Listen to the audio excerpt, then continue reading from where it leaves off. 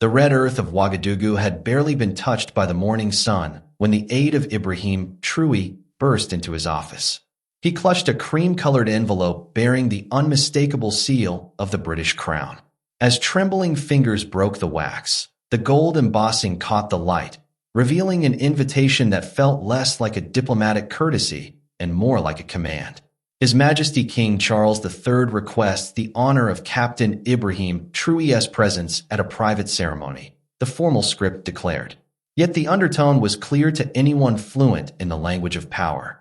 The ceremony was scheduled for the following week in Era, where the king would be concluding his African tour. Reading the final line demanding appropriate diplomatic protocols be observed, Ibrahim's jaw tightened. The weight of centuries seemed to press down upon the paper in his hands. Around the mahogany table that had once belonged to colonial administrators, his advisors gathered. Their faces reflected the same mixture of concern and indignation that Ibrahim felt rising in his own chest. "They expect you to bow," whispered his foreign minister, her voice barely audible above the whirring ceiling fan struggling against the morning heat. The irony was not lost on a single one of them.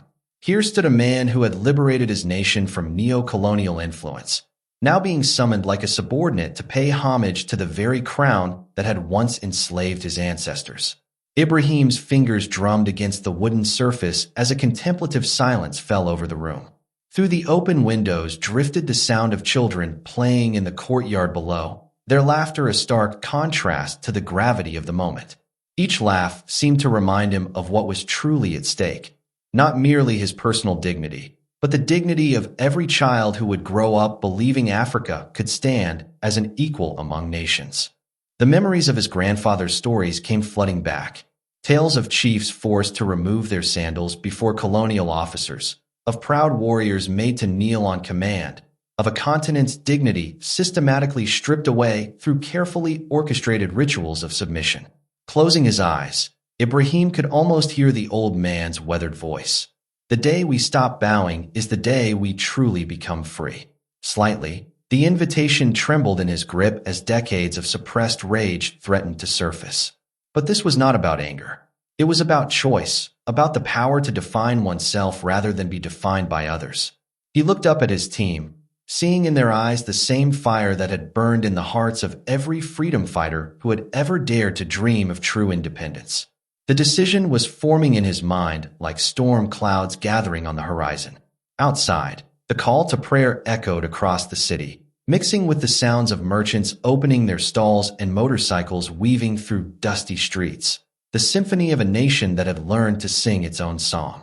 Slowly, Ibrahim stood, the invitation still in his hand, and walked to the window. There he could see the flag of Burkina Faso dancing in the morning breeze.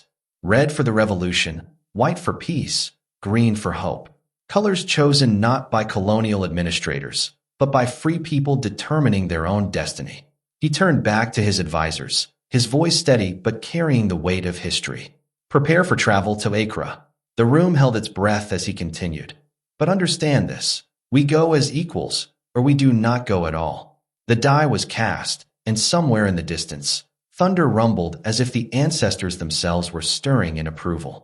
On Ibrahim's desk lay open a leather-bound journal, its yellowed pages filled with the careful handwriting of his grandfather. Stories passed down like sacred relics from one generation to the next. Old Majesty Traoré had been a young man when the French colonial officers first arrived in their pristine white uniforms, demanding respect through fear and intimidation. "They made our chief crawl on his belly like a snake," his grandfather had written, the ink still dark with remembered pain. "They said it was protocol, but we knew it was about breaking our spirits before they broke our backs." Ibrahim's fingers traced the faded words, feeling the tremor of rage his grandfather must have felt all those decades ago. These stories were not just memories. They were warnings, blueprints for understanding how power worked and how it could be challenged. Each page reminded him that every generation faced its moment of choice between dignity and convenience. In the courtyard of his childhood home, under the shade of the ancient baobab tree, Ibrahim could still hear his grandfather's voice cutting through the evening air like a ceremonial blade. "The white man's handshake was never just a greeting, my child. It was a test, a measure of how much of your soul you were willing to surrender for their approval." The old man's eyes had blazed with the fire of someone who had seen too much, but refused to be broken by it. They studied our customs, learned our weaknesses, and then used our own politeness against us like a weapon. Ibrahim remembered how his grandfather would demonstrate the colonial salute, his weathered frame bending in mock submission while his voice dripped with contempt. This is how they made kings into servants and servants into nothing at all. The lesson was burned into Ibrahim's memory like a brand.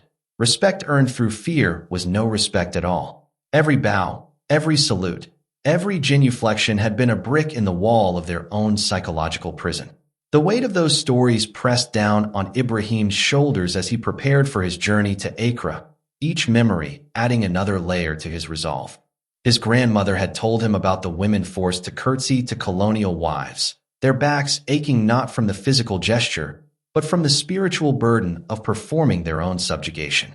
"We smiled when we wanted to scream," she had whispered, her voice heavy with decades of suppressed fury. "We said, 'Yes, sir,' when we meant never again." The patterns were clear to anyone willing to see them. The ceremonies, the protocols, the carefully choreographed displays of dominance disguised as diplomatic courtesy. Ibrahim understood that every generation had to face these tests, these moments when the past demanded its due and the future hung in the balance. The question was not whether he would be tested, but whether he would have the courage to break the cycle that had bound his people for so long. Standing in his office, surrounded by the symbols of Burkina Faso's hard-won independence, Ibrahim felt the presence of every ancestor who had died dreaming of this moment, the moment when their descendant would have the power to say no. The portraits on the wall seemed to whisper encouragement. Thomas Sankara with his revolutionary fire, the ancient kings of the Mossi people who had never bowed to foreign powers, the countless unnamed heroes who had chosen death over dishonor. Their sacrifices had purchased this opportunity, this chance to rewrite the script that had been forced upon Africa for centuries. Ibrahim's hand moved to the small leather pouch around his neck containing soil from his ancestral village, earth that had never been conquered, only temporarily occupied. The weight of that soil reminded him that some things were more important than diplomatic convenience, more valuable than temporary comfort.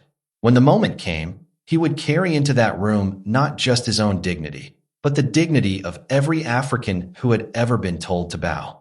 In Era, the British High Commissioner's residence rose like a monument to imperial ambition. Its white colonial pillars gleamed under the harsh African sun like polished bones. Manicured gardens stretched in perfect geometric patterns, a stark contrast to the organic chaos of the city beyond its walls, where real people lived real lives untouched by such artificial order. Ibrahim's convoy pulled through the wrought iron gates, past Union Jack flags that hung limp in the humid air, their colors faded but their symbolism as sharp as ever. The sound of his footsteps on marble floors echoed through corridors lined with portraits of long-dead governors, their painted eyes following his movement with the same cold arrogance they had shown in life. Crystal chandeliers cast prismatic light across Persian rugs looted from conquered territories and repurposed as decorations for diplomatic receptions. The air conditioning hummed with an efficiency that only wealth could buy, creating an artificial climate that insulated the powerful from the reality of the continent they claimed to understand. Every detail had been carefully chosen to remind visitors that they were entering a space where British authority reigned supreme. In the grand ceremonial hall, King Charles III stood waiting beneath a portrait of Queen Victoria, his ceremonial uniform adorned with medals that told the story of British military adventures across the globe. The room had been arranged like a theater set, with photographers positioned at calculated angles to capture what was expected to be another routine display of Commonwealth deference. Diplomats and dignitaries lined the walls like an audience gathered for a performance they had seen countless times before, their faces wearing expressions of polite boredom mixed with barely concealed anticipation. The king's aide whispered final instructions about protocol, his voice carrying the weight of centuries of carefully choreographed submission disguised as diplomatic courtesy.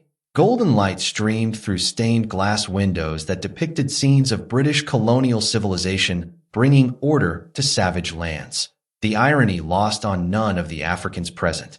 Ibrahim entered the hall with measured steps, his simple military uniform a stark contrast to the ornate costumes around him. His bearing was straight and proud, despite the psychological pressure designed to make him feel small. The moment had arrived when past and future would collide in the space between two men representing entirely different visions of what Africa could be. With the casual confidence of someone who had never doubted his right to expect deference, Charles extended his hand.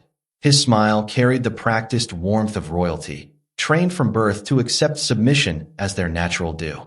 The traditional protocol was clear and had been followed by countless African leaders before. A respectful bow followed by the formal salute that acknowledged British supremacy disguised as diplomatic courtesy. The king's fingers were soft, unmarked by labor, decorated with rings passed down through generations of inherited power built on the backs of conquered peoples. His eyes held the expectation that came from a lifetime of watching the world bend to accommodate his presence, never questioning whether such bending was earned or simply demanded. The photographers raised their cameras, ready to capture another moment of African acquiescence for the historical record. Behind Charles, British officials watched with satisfaction, already composing press releases that would describe the meeting in language designed to reinforce existing power structures.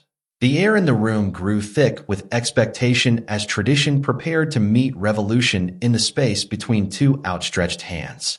Ibrahim looked into the king's eyes and saw not malice, but assumption, the unconscious certainty that his presence commanded automatic respect regardless of the blood spilled or the lives destroyed in service of the crown he represented. The silence stretched like a held breath as everyone waited for the familiar choreography to begin. Charles's hand remained extended, his smile beginning to show the first traces of confusion as the expected response failed to materialize, as the script that had been followed for generations suddenly seemed to be missing its most important lines. The portraits on the walls seemed to lean forward in their frames, as if the ghosts of empire were holding their collective breath. Ibrahim's grandfather's voice echoed in his memory. "The day we stop bowing is the day we truly become free." The moment of truth had arrived. Time seemed suspended as two worlds prepared to collide. Ibrahim's hand moved with deliberate slowness, not toward the traditional bow that protocol demanded, but to his chest in the gesture of respect his own people had used for centuries before colonizers arrived. His palm pressed firmly over his heart, fingers spread wide across the fabric of his military uniform, a salute that acknowledged the humanity in the room without surrendering his own dignity. The king's extended hand hung in the air like a question mark, his practiced smile beginning to freeze as the familiar script crumbled before his eyes. "Your Majesty." Ibrahim's voice cut through the silence with the clarity of a bell, each word measured and deliberate. "I greet you as one leader to another, as equals in service to our respective peoples." The cameras continued clicking, but the photographers had stopped smiling, sensing they were witnessing something unprecedented. Charles's confusion deepened as he realized the young African before him was not simply being rude. He was rewriting the rules of engagement entirely. The hand-to-heart gesture carried more dignity than any bow ever could. The silence in the ceremonial hall stretched like a taut wire, vibrating with the tension of a historically significant moment that no one knew how to navigate. British officials exchanged glances, suddenly recognizing that the world had shifted beneath their feet. African diplomats in the room felt their spines straighten involuntarily, as if Ibrahim's gesture had broken some spell that had kept them bent for generations. The king's hand finally dropped to his side, not in defeat, but in dawning understanding that he was facing something his training had never prepared him for, an African leader who refused to perform his own subjugation. Charles cleared his throat, the sound echoing in the cavernous space like a crack in the foundation of centuries-old assumptions. Ibrahim maintained his position, his hand still over his heart, his eyes never leaving Charles's face. The gesture was not aggressive, not confrontational in the traditional sense, but it was absolutely revolutionary in its quiet insistence on equality. "I come to you not as a subject seeking approval, but as a leader extending the friendship of one sovereign people to another," Ibrahim continued, his words carrying across the room like ripples in still water. The African diplomats present felt something stirring in their chests, a recognition that someone was finally saying what they had all been thinking. Charles's diplomatic instinct struggled to process this breach of protocol that somehow managed to be more respectful than the submission he had expected. The king found himself in uncharted territory, facing a choice between doubling down on tradition or acknowledging the fundamental shift occurring before his eyes. History held its breath. The transformation in the room was palpable, as if the air itself had changed composition, becoming lighter, less oppressive, charged with the electricity of genuine possibility.